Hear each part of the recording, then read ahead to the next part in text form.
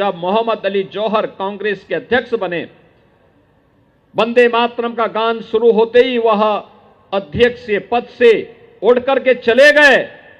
उन्होंने वंदे मातरम गाने से इनकार कर दिया था।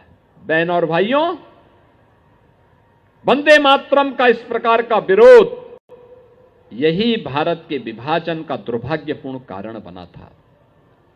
कांग्रेस ने अगर उस समय मोहम्मद अली जौहर को अध्यक्ष पद से बेदखल करके वंदे मातरम के माध्यम से भारत की राष्ट्रीयता का सम्मान किया होता, भारत का विभाजन नहीं होता। बाद में कांग्रेस ने एक कमेटी बनाई संशोधन करने के लिए कि वंदे मातरम गीत में ही संशोधन कर दिया जाए। 1937 में रिपोर्ट आई और कांग्रेस ने कहा कि इसमें कुछ ऐसे शब्द हैं जो भारत माता को दुर्गा के रूप में, लक्ष्मी के रूप में, सरस्वती के रूप में प्रस्तुत करते हैं, इनको संशोधन कर दिया जाए। अरे ये गीत धरती माता की उपासना का गीत है और भारत का ऋषि तो हमेशा कहता रहा है, हम सबका आह्वान करता रहा है, हर एक भारतीय का आह्वान करता रहा है और वह आह्वान रहा है माता भूमि पुत्रोहम पृथिव्या का।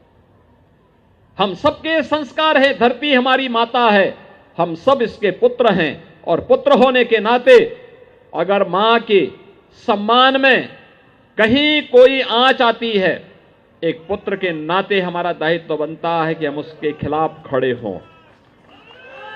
लेकिन बहनों और भाइयों, कांग्रेस की यह तुष्टीकरण की नीति दुर्भाग्य से 1947 में देश के विभाजन का कारण भी बनी। जो लोग भारत के अंदर हैं, ये सभी भारत के प्रति निष्ठावान होकर के भारत की एकता और अखंडता के लिए कार्य करेंगे। लेकिन जब अखिल भारतीय स्तर पर वंदे मातरम राष्ट्रीय गीत के 150 वर्ष पूर्ण होने के उपलक्ष्य में आयोजन प्रारंभ हुए, तो फिर वही स्वर फूटना प्रारंभ हो गया। समाजवादी पार्टी के एक सांसद ने फिर से विरोध करना प्रारंभ कर दिया। ये वही लोग हैं जो लोग लौह पुरुष सरदार वल्लभ भाई पटेल, जो भारत की अखंडता के शिल्पी हैं, 31 अक्टूबर को सरदार वल्लभ भाई पटेल की जयंती के कार्यक्रम में शामिल नहीं होते, लेकिन जिन्ना को सम्मान देने के किसी कार्यक्रम में शर्मनाक तरीके से शामिल होते हैं।